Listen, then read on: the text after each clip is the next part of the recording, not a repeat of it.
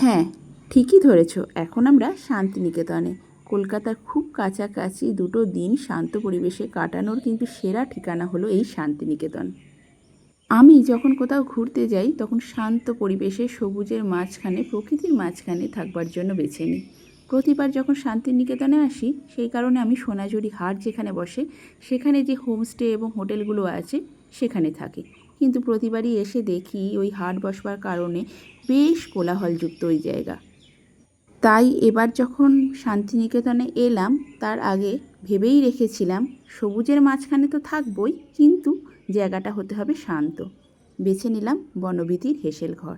দেখতেই পাচ্ছ বনবীথি হেসেল ঘরের হোটেলটার ঠিক অপোজিটেই এরকম পুরো সোনাঝুরির জঙ্গল আছে।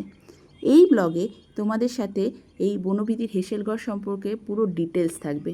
আশা করি তোমাদের ভালো লাগবে, একটু ধৈর্য ধরে দেখো।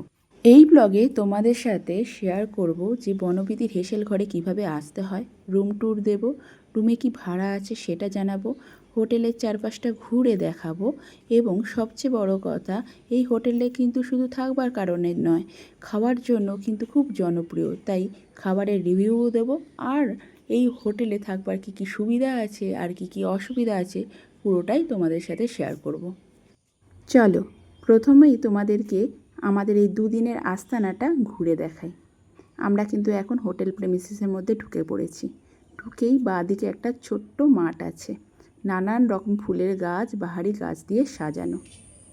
এবারে শান্তিনিকেতনে আমরা কিন্তু এসেছি 4 বান্ধবী মিলে, আমাদের সঙ্গে আমাদের বাচ্চারাও আছে। তাই প্রথম থেকেই মাথায় ছিল আমাদের এই যে দুদিনের আস্তানাটা হবে সেটা কিন্তু সবার আগে দেখে নিতে হবে কতটা নিরাপদ। এখানে আসবার আগে যখন হোটেলের ম্যানেজারকে ফোন করলাম তখন এই ব্যাপারটা পুরোপুরি খোলাখুলি করে বললাম ওনাকে। উনি বললেন গেটের এপারে, মানে হোটেলের গেট দিয়ে আপনারা যখনই ঢুকে পড়বেন আপনাদের দায়িত্ব সম্পূর্ণ আমাদের। ব্যাস, আর কি কোনো রকম চিন্তা করলাম না, হোটেলটা বুক করে ফেললাম। হোটেলের নিচেই আছে ডাইনিং এরিয়া। ডাইনিং এরিয়ায় পরে আসবো, এখন চলো এরকম একটা কাঠের সিঁড়ি দিয়ে আমরা দোতলায় যাই। সেখানে আমাদের রুমগুলো আছে, আমরা 2টো রুম নিয়েছি। আর এই সিঁড়ি দিয়ে উঠেই এরকম একটা লন মতন আছে, এখানে সিটিং অ্যারেঞ্জমেন্ট আছে। আমরা গতকাল রাত্রে এখানে বসে অনেকক্ষণ আড্ডা দিয়েছি। আচ্ছা, একটা কথা বলি, আমাদের কিন্তু এই হোটেলে অলরেডি একটা রাত্রির কাটানো হয়ে গেছে, আর তারপরে এই ব্লগটা রেডি করছি। আমি এই ব্লগে আমার এক্সপিরিয়েন্সটাই তোমাদের সাথে শেয়ার করব। আচ্ছা, এই হোটেলে কিন্তু বিভিন্ন রকমের রুম আছে, double bedroom, triple bedroom, 4 bedroom, সব রকমের রুম কিন্তু অ্যাভেলেবেল। আমরা 2টো রুম নিয়েছিলাম, 101 এবং 102। প্রথমে 102 নম্বর রুমটা চলো তোমাদের সাথে শেয়ার করি। আমরা যেহেতু টোটাল 8 জন এসেছিলাম, আমরা কিন্তু 2টো 4 বেডের রুম নিয়েছিলাম। দেখতেই পাচ্ছ বিশাল বড় রুমটা, বেশ পরিষ্কার এবং পরিচ্ছন্ন। 2টো করে বেড আছে, একটা বেডে 2 জন করে ভালো মতন শোয়া যায়। ড্রেসিং টেবিল আছে, ওয়ার্ড্রব আছে, টিভি আছে, এসি আছে, একটা টি টেবিল আছে এবং সিটিং অ্যারেঞ্জমেন্ট একটা আছে।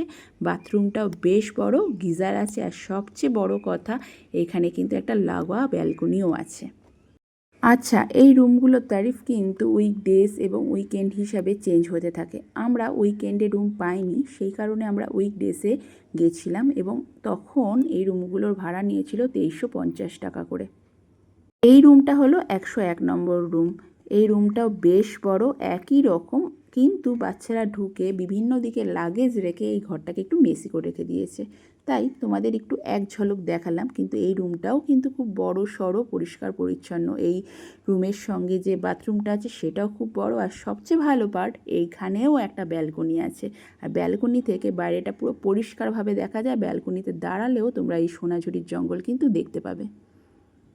চলো এখন নিচে যাই, নিচে গিয়ে হোটেলের চারপাশটা তোমাদেরকে ঘুরে দেখাই।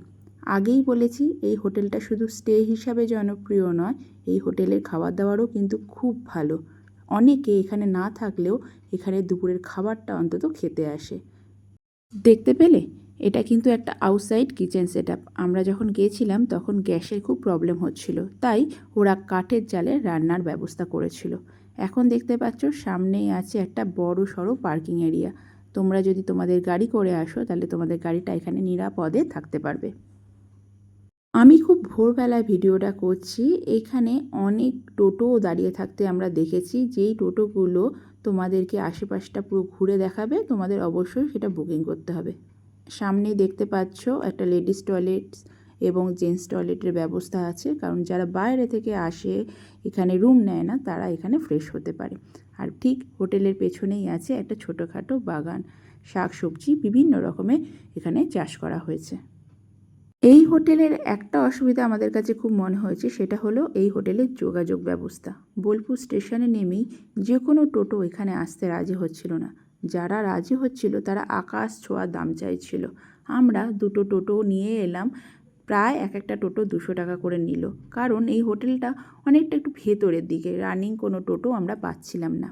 আবার আমরা তো শুধু এই হোটেলেই থেকে যাব এমনটা নয়, এই হোটেল থেকে বিভিন্ন জায়গায় ঘুরতে যাব, যেমন সোনাঝুরি হাট, কঙ্কালীতলা। কোনো রকম রানিং টোটো আমরা এখান থেকে পাচ্ছিলাম না, তবে এই হোটেলে কয়েকটা টোটো রাখা ছিল, তাদেরকে রিজার্ভ করেই যেতে হচ্ছিল। এখন এসে গেছি ডাইনিং এরিয়ায়। দেখতেই পাচ্ছ কি সুন্দর সাজানো গোছানো এই ডাইনিং এরিয়াটা। কাঠের চেয়ার টেবিল আছে, কাঁসার থালা গ্লাস বাসনে খেতে দেওয়া হচ্ছে। আমরা লাঞ্চ ডিনার দুটোই করেছি। খুব সুস্বাদু এখানকার খাবার। তাহলে আর কি, শান্তিনিকেতনে শান্ত পরিবেশে প্রকৃতির মাঝখানে দুটো দিন এই বনবিথীর হেসেল ঘরে অনায়াসেই কাটানো যায়। থাকা হিসাবে এবং খাওয়ার দুটোই আমাদের কাছে কিন্তু খুব ভালো লেগেছে। তাহলে আর কি, সামনেই বর্ষাকাল আসছে।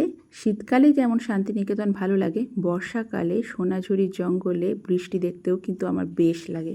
তোমরাও পারলে একবার এসো, অবশ্যই তোমাদের ভালো লাগবে। এই ব্লগে বনবিথীর হেসেল ঘরের সব রকমের ডিটেলস দেওয়ার চেষ্টা করলাম, আমাদের এক্সপিরিয়েন্সটা তোমাদের সাথে শেয়ার করলাম।